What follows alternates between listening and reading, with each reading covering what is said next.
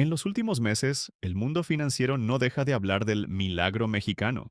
El nearshoring, la relocalización de cadenas de suministro, parece la historia de éxito que todos quieren comprar. Pero he aprendido, tras 50 años gestionando capital a través de crisis y euforias, que cuando una historia es tan popular, el dinero inteligente ya se ha ido a otra parte. La mayoría de la gente está mirando el mapa equivocado. Celebran el auge de México, ignorando que el verdadero seísmo económico, el que crea fortunas generacionales, está ocurriendo silenciosamente a miles de kilómetros al sur. Lo que separa a los inversores que sobreviven de los que se quiebran es la capacidad de ignorar el ruido de las noticias y entender la mecánica subyacente del capital. La mayoría piensa que el capital global busca estabilidad y seguridad. La realidad es que el capital es un mercenario. No busca refugios. Busca la combinación más letal y asimétrica que existe. Costes de crisis con el riesgo ya eliminado. No se trata de encontrar el país más estable, se trata de encontrar el país cuyo precio ya ha pagado por toda la inestabilidad imaginable. He gestionado miles de millones a través del colapso de la Unión Soviética, la crisis asiática de los 90, la burbuja.com del 2000 y la gran crisis financiera de 2008. Y en cada uno de esos eventos vi el mismo patrón repetirse como un reloj. El dinero no fluye hacia donde las cosas están bien, fluye hacia donde las cosas están terriblemente mal, pero a punto de dejar de estarlo. El error fundamental que veo cometer una y otra vez es creer que hay que comprar buenas noticias. Es un error profundamente humano, pero financieramente catastrófico. Comprar buenas noticias es pagar un precio altísimo por una certeza que ya todo el mundo conoce. El verdadero arte consiste en comprar la incertidumbre justo cuando empieza a resolverse. Hoy voy a revelarte un principio que ha sido fundamental en mi forma de ver el mundo y los mercados. Lo llamo el principio del péndulo geopolítico. Es una ley simple pero poderosa que te obliga a hacer lo contrario de lo que dicta tu instinto y los titulares. Te obliga a vender la economía que está en la cima de la fiesta para comprar la que apenas está saliendo del infierno. La economía global funciona como una máquina, y esta máquina tiene ciclos. Ciclos de deuda, ciclos de productividad y, sobre todo, ciclos de sentimiento. El péndulo del sentimiento oscila entre el miedo extremo y la codicia desmedida. Cuando el péndulo está en el lado de la codicia, como ahora con México, los activos están caros, las expectativas son altísimas y el margen de error es cero. Todo el optimismo futuro ya está incluido en el precio. Por el contrario, cuando el péndulo está en el lado del miedo, en un país que ha sufrido una crisis política, una devaluación o un colapso social, los activos están por los suelos. Nadie los quiere. Las expectativas son tan bajas que cualquier noticia que no sea apocalíptica es una sorpresa positiva. La mayoría de la gente ve un país en crisis y huye. Piensan en el riesgo. Yo he aprendido a pensar en el precio. ¿Qué parte de ese riesgo ya está descontada en el valor de sus acciones, sus bonos o su moneda? A menudo, descubres que el mercado ha castigado tanto a ese país que estás comprando activos por una fracción de su valor intrínseco. Estás pagando por el apocalipsis, y si lo que ocurre es simplemente un desastre, ya has ganado. Puedes tener crecimiento espectacular o precios de derribo, pero no ambos. El universo no lo permite. El inversor medio persigue el crecimiento y acaba pagando por él un precio exorbitante.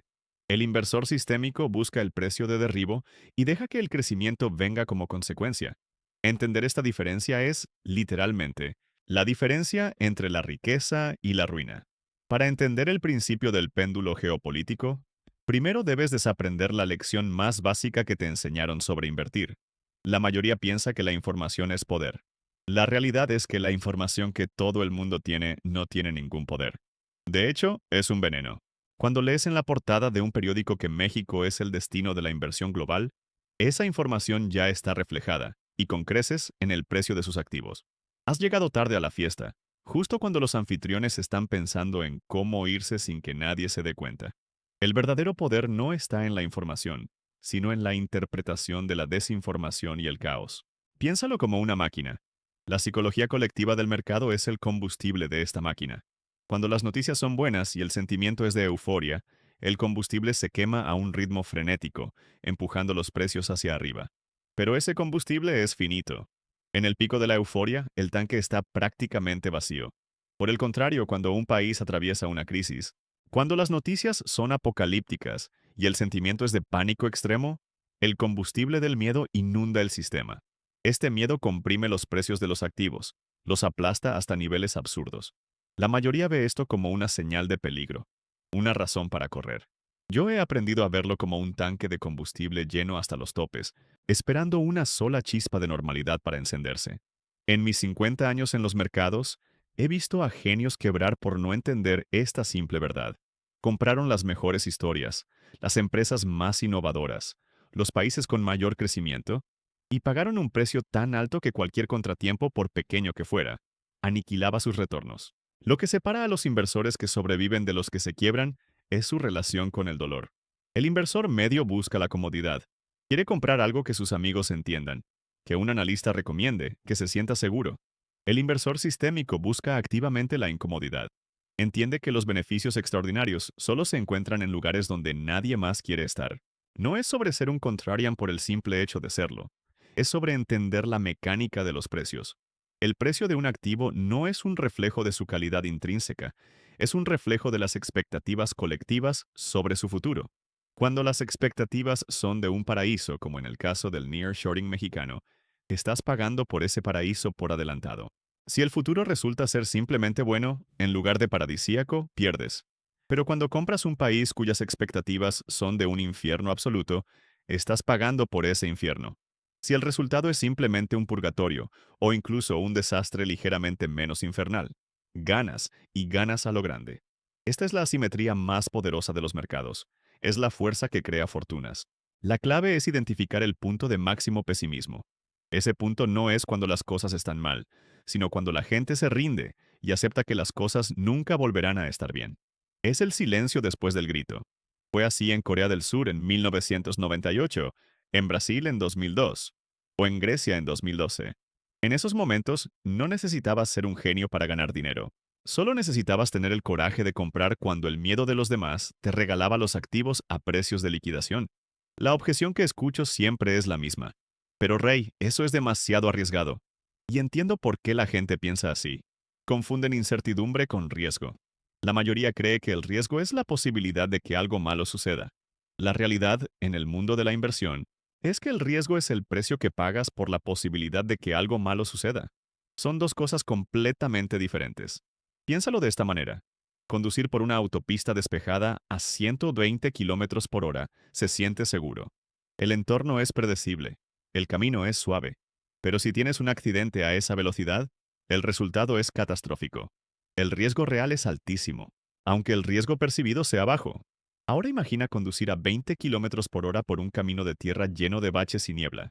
Se siente increíblemente peligroso. Cada metro es incierto. Pero si te sales del camino, probablemente solo tengas un rasguño. El riesgo real es bajo, aunque el riesgo percibido sea altísimo. Los mercados funcionan exactamente igual. Cuando todo el mundo celebra el milagro mexicano, están conduciendo a toda velocidad por la autopista. Los precios son altos porque la gente está pagando una prima por la comodidad y la certeza. El riesgo no ha desaparecido. Simplemente se ha ocultado bajo una capa de optimismo. En cambio, cuando un país está en crisis, estás en ese camino de tierra. El precio de sus activos ya ha pagado por todos los baches, toda la niebla y la posibilidad de salirse del camino. No se trata de evitar el riesgo, se trata de no pagar de más por él. Gestioné miles de millones durante la crisis de 2008, y lo que aprendí es que el pánico es el mayor destructor de riqueza, pero también el mayor creador de oportunidades si se entiende su mecánica. En marzo de 2009, con el sistema financiero global al borde del colapso, comprar acciones estadounidenses se sentía como un acto de locura. Los titulares hablaban de una nueva Gran Depresión. El consenso era que el capitalismo había fallado. Pero si mirabas la máquina, no las emociones, veías algo fascinante. Los precios de las acciones ya no reflejaban una recesión, reflejaban el fin del mundo. El S&P 500 cotizaba a un precio que descontaba una caída de los beneficios empresariales del 80%, algo que no había ocurrido ni en 1929. Estabas comprando el apocalipsis a precio de saldo. No necesitabas que la economía se recuperara para ganar dinero. Solo necesitabas que el mundo no se acabara. Y como el mundo no se acabó, quienes compraron en ese punto de máximo pesimismo obtuvieron los retornos de toda una vida. Puedes tener certeza o puedes tener un precio atractivo, pero no ambos. El universo no lo permite. La clave para aplicar el principio del péndulo geopolítico es diferenciar entre un problema y una sentencia de muerte. Un país con problemas políticos, con una moneda devaluada, con malestar social, es un país con un precio.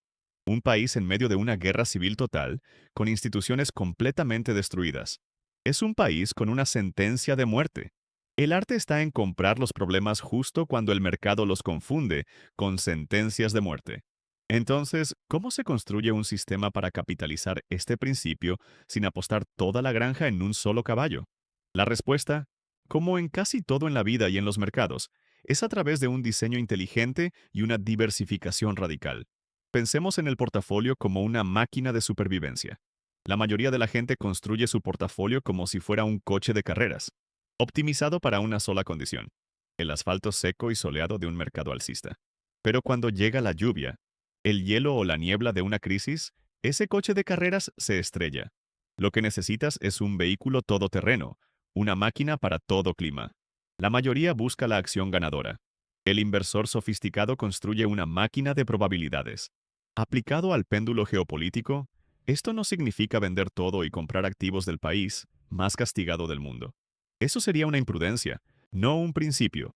Significa asignar una porción pequeña pero significativa de tu capital, digamos entre un 5% y un 10%, a una cesta de estas situaciones de máximo pesimismo. La clave está en la palabra cesta. No compras un solo país, compras varios, y te aseguras de que sus crisis no estén correlacionadas.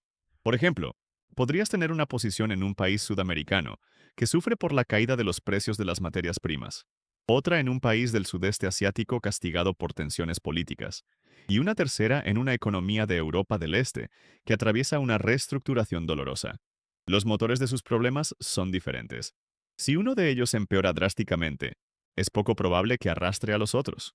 Los ciclos de la deuda, la política y la confianza funcionan como engranajes interconectados, pero independientes.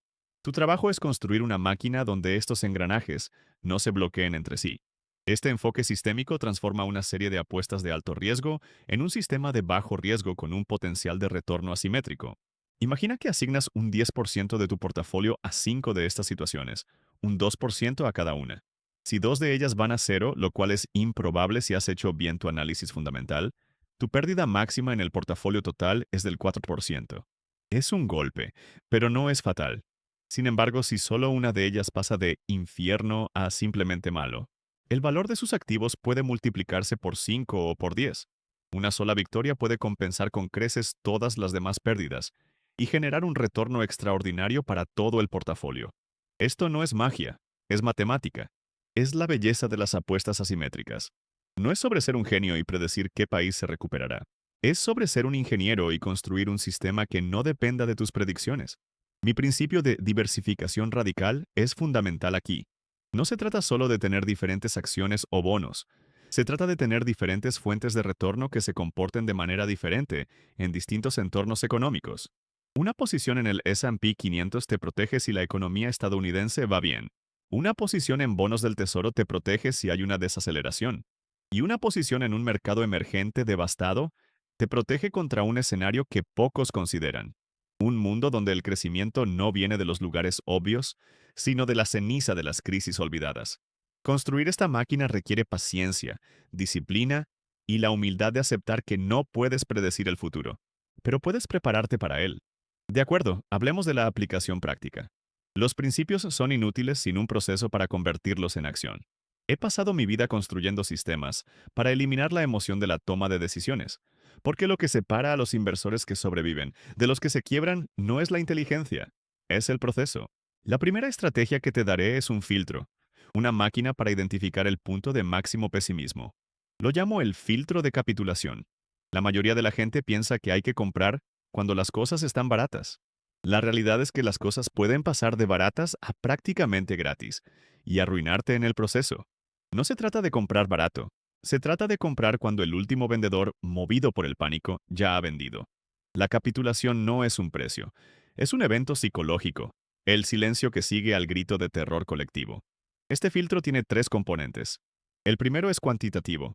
Busco caídas extremas y sostenidas en los tres mercados principales de un país: su moneda, sus acciones y sus bonos soberanos. No hablo de una corrección del 20%. Hablo de una aniquilación. Quiero ver una devaluación de la moneda de más del 50% frente al dólar en un periodo de 2 a 3 años. Quiero ver el mercado de valores local desplomarse un 60% o más desde su pico, medido en dólares. Y quiero ver los rendimientos de sus bonos soberanos dispararse a niveles que sugieran una alta probabilidad de impago. Estos no son números arbitrarios. En mis 50 años en los mercados, he visto que este nivel de destrucción de precios solo ocurre cuando el capital global ha abandonado por completo un país. El segundo componente es cualitativo y se centra en la narrativa. Abro los principales periódicos financieros del mundo.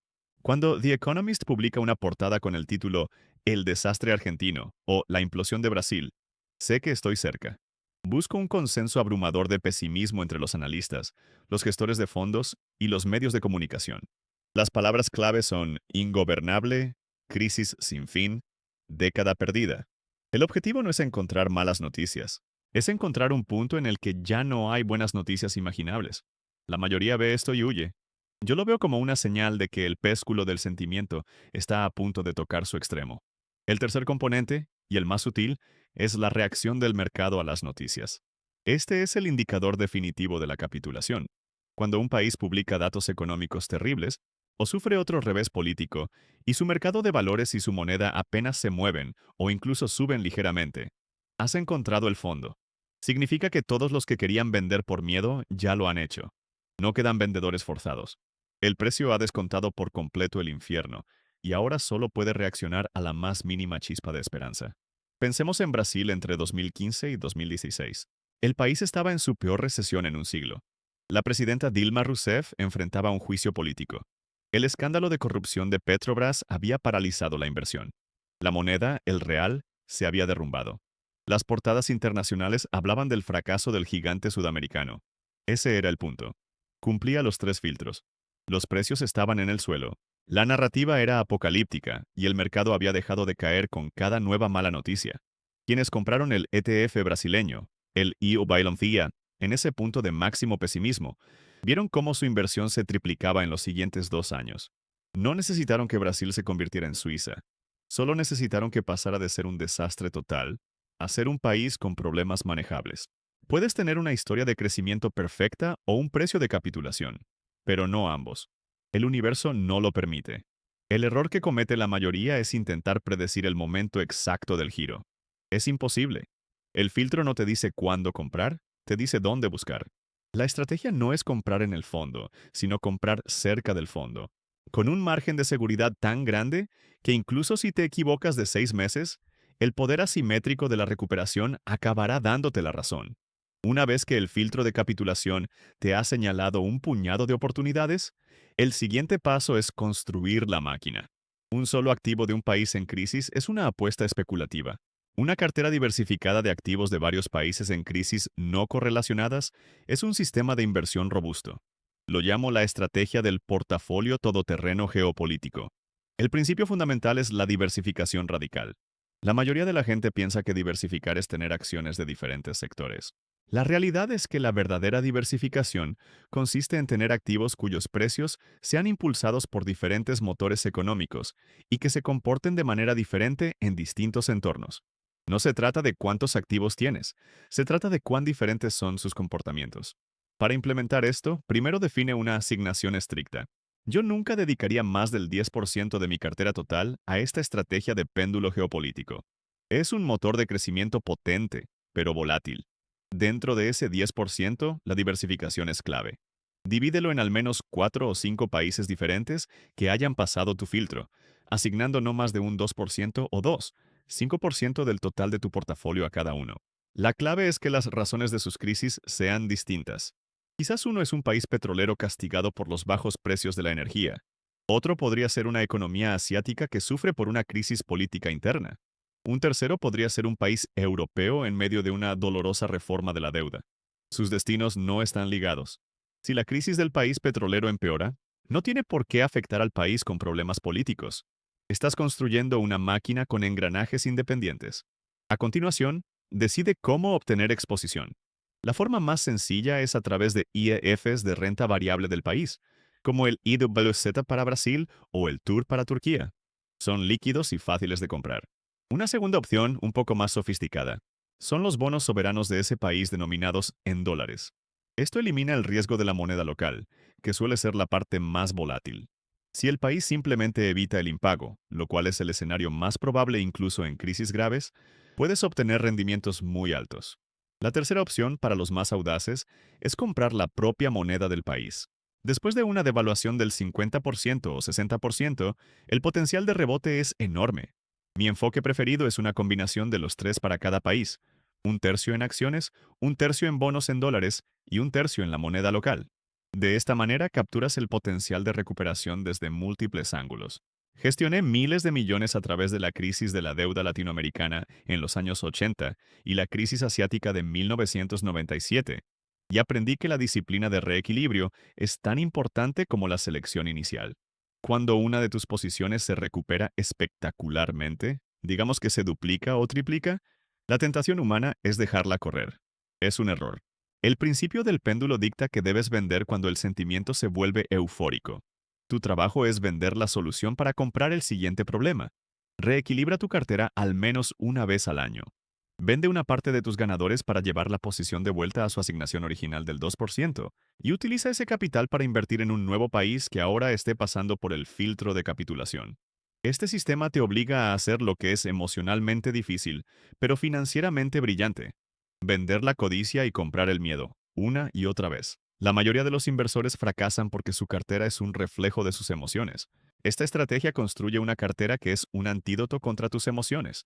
Te convierte en un ingeniero de probabilidades, no en un adivino del futuro. Hemos recorrido un largo camino juntos en esta conversación. Empezamos con una historia que todo el mundo está comprando, el llamado milagro mexicano, y la hemos desmontado pieza por pieza. No porque sea falsa, sino porque la verdad que contiene ya ha sido pagada con creces por el mercado. Lo que he intentado transmitirte no es una simple táctica de inversión, sino una forma fundamentalmente diferente de ver el mundo. Es una máquina de pensamiento. El principio del péndulo geopolítico no es una fórmula mágica, es una ley de la naturaleza financiera, tan real como la gravedad. Dicta que el sentimiento humano, como un péndulo, oscila siempre entre dos extremos: la euforia insostenible y el pánico irracional. La mayoría de los inversores pasan su vida entera siendo arrastrados por este péndulo, comprando en el pico de la euforia y vendiendo en el abismo del pánico. El sistema que hemos diseñado juntos está concebido para hacer exactamente lo contrario: aprovechar la energía de ese péndulo para impulsar tu cartera, en lugar de destruirla. Resumamos la máquina completa. Consta de 4 engranajes interconectados. El primero es la reprogramación mental. Es el más crucial. Debes abandonar la idea de que invertir es buscar buenas noticias y empresas de calidad. No se trata de la calidad de la historia, se trata del precio que pagas por ella. La mayoría de la gente busca la comodidad del consenso. La realidad es que el consenso es el lugar más caro y peligroso del mercado. Debes aprender a asociar la incomodidad extrema con la oportunidad. Debes entender que el capital no es un refugiado en busca de seguridad. Es un mercenario en busca de la asimetría más brutal: el precio del apocalipsis cuando el apocalipsis no llega a ocurrir. Puedes tener una historia que te haga sentir bien, o un precio que te haga rico, pero no ambos. El universo no lo permite. El segundo engranaje es nuestro sistema de detección, el filtro de capitulación. Este no es un indicador de mercado, es un sismógrafo de la psicología humana. Sus tres componentes: la aniquilación cuantitativa de precios, la narrativa apocalíptica unánime y la indiferencia del mercado a las malas noticias, no te dicen cuándo comprar, sino dónde empezar a buscar. Te señalan los lugares del planeta donde el miedo ha suprimido los precios hasta tal punto que el riesgo de una mayor caída es mínimo, mientras que el potencial de recuperación es explosivo. El tercer engranaje es la construcción todoterreno. Aquí es donde pasamos de la teoría a la ingeniería de carteras. La clave es la diversificación radical, no solo entre activos, sino entre crisis. Una asignación pequeña, del 5 al 10% de tu capital total, distribuida en al menos 4 o 5 situaciones de crisis no correlacionadas. Cada posición es una apuesta de alto riesgo por sí sola, pero juntas forman un sistema de bajo riesgo con un potencial de retorno convexo. No estás prediciendo qué país se recuperará. Estás construyendo una máquina que se beneficiará si cualquiera de ellos simplemente sobrevive.